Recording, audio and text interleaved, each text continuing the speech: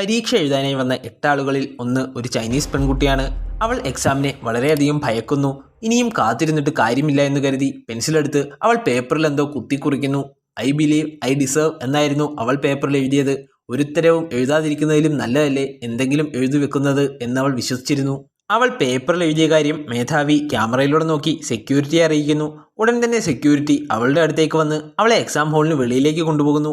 അവൾക്ക് നൽകിയ പേപ്പറിൽ പെൻസിൽ ഉപയോഗിച്ച് എഴുതി പേപ്പർ അവൾ നശിപ്പിച്ചു എന്നതുകൊണ്ടാണ് അവളെ എക്സാം ഹാളിൽ നിന്ന് പുറത്താക്കിയത്. ഇത് കണ്ടതും പെൻസിൽ കൊണ്ട് യാതൊന്നും എഴുതാൻ പാടില്ലെന്ന് അവർക്ക് മനസ്സിലായി.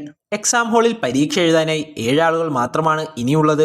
7 പേരും ചോദ്യം കണ്ടുപിടിക്കുന്നതിനായി ശ്രമിക്കുന്നു. കുറച്ചു സമയം കഴിഞ്ഞപ്പോൾ എക്സാം എഴുതുന്ന ഒരാൾക്ക് മേധാവി പറഞ്ഞൊരു കാര്യം ഓർമ്മ വരുന്നു. അതായത് റൂൾസിൽ പറഞ്ഞിരിക്കുന്നത് മേധാവിയോടോ അതുപോലെ തന്നെ സെക്യൂരിറ്റിയോടോ സംസാരിക്കരുത് എന്നല്ലേ. അതിനർത്ഥം എക്സാം എഴുതുന്നവർക്ക് തമ്മിൽ സംസാരിക്കാമല്ലോ.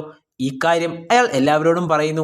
എല്ലാവരും അത് കേട്ടതും അത് ശരിയാണെന്ന് പറയുന്നു. അതിനാൽ തന്നെ അവർ എല്ലാവരും പരസ്പരം സംസാരിക്കുന്നു. തുടർന്ന് ഉത്തരം കണ്ടെത്തുന്നതിനായി അവർ എല്ലാവരും ഒരുമിച്ച് പരിശ്രമിക്കുന്നു. നമ്മൾ ഉത്തരമല്ല ചോദ്യമാണ് ആദ്യം കണ്ടുപിടിക്കേണ്ടതെന്ന് ഒരു പരീക്ഷാർത്ഥി പറയുന്നു. അവർക്ക് നൽകിയിരിക്കുന്ന പേപ്പറിൽ പരീക്ഷ എഴുതുന്നവരുടെ പേരുകൾ ഉണ്ടായിരുന്നില്ല.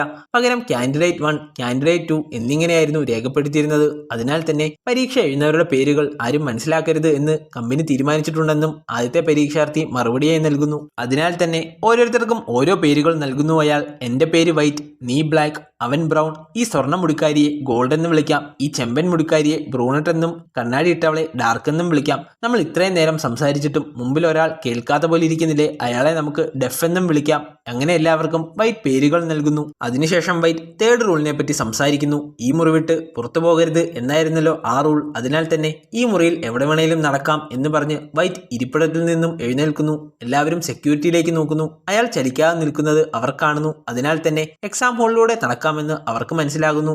നമുക്കാർക്കും ചോദ്യം നൽകിയിട്ടില്ല. നമ്മളെല്ലാവരും ടെൻഷനിലാണ്. ഈ അവസ്ഥയിൽ ടീം വർക്ക് എങ്ങനെ ഉണ്ടാകും എന്നായിരിക്കും ഈ കമ്പനി നിരീക്ഷിക്കുന്നതെന്നും അതിനാൽ തന്നെ ചോദ്യം എന്താണെന്ന് നമുക്ക് ഒരുമിച്ച് കണ്ടുപിടിക്കാമെന്നും ബ്ലാക്ക് പറയുന്നു.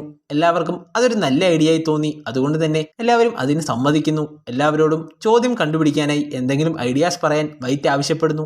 ഇത് കേട്ടതും ചിലപ്പോൾ ചോദ്യം പേപ്പറിൽ തന്നെ ഉണ്ടാകുമെന്നും നമ്മുടെ കണ്ണുകൾ കൊണ്ട് കാണാത്ത രീതിയിലായിരിക്കുമെന്നും ബ്രൂണറ്റ് പറയുന്നു. എന്നാൽ അത് ഒരു ഇൻവിസിബിൾ മഷി ഉപയോഗിച്ചോ അല്ലെങ്കിൽ ഒരു വാട്ടർമാർക്കോ ആകാമെന്നും ബ്ലാക്ക് പറയുന്നു. ഇൻവിസിബിൾ മഷി ഉപയോഗിച്ചാണ് ഇത് എഴുതിയിരിക്കുന്നതെങ്കിൽ അത് വായിക്കാനായി ലൈറ്റ് വേണമെന്ന് ബ്രൂണറ്റ് മറുപടിയായി നൽകുന്നു. ഉടൻ തന്നെ ബ്രൗൺ മുകളിൽ നിന്ന് വരുന്ന വെട്ടം ഉപയോഗിച്ച് പേപ്പറിനുള്ളിൽ എന്താണെന്ന് വായിക്കാനായി ശ്രമിക്കുന്നു. എന്നാൽ വെട്ടം വരുന്നത് ഒരു ഹാലജൻ ബൾബിൽ നിന്നായതുകൊണ്ട് ബ്രൗണിന് അത് വായിക്കാനായി സാധിക്കുന്നില്ല. ഇത് കണ്ടു നിന്ന ബ്രൂണറ്റ് പേപ്പർ വാൾ ലൈറ്റിനടുത്തേക്ക് കൊണ്ടുപോകുന്നു. എന്നാൽ വാൾ ലൈറ്റ് ഉപയോഗിച്ചും പേപ്പറിൽ എന്താണ് എഴുതിയിരിക്കുന്നതെന്ന് അവർക്ക് കണ്ടുപിടിക്കാനായി സാധിക്കുന്നില്ല.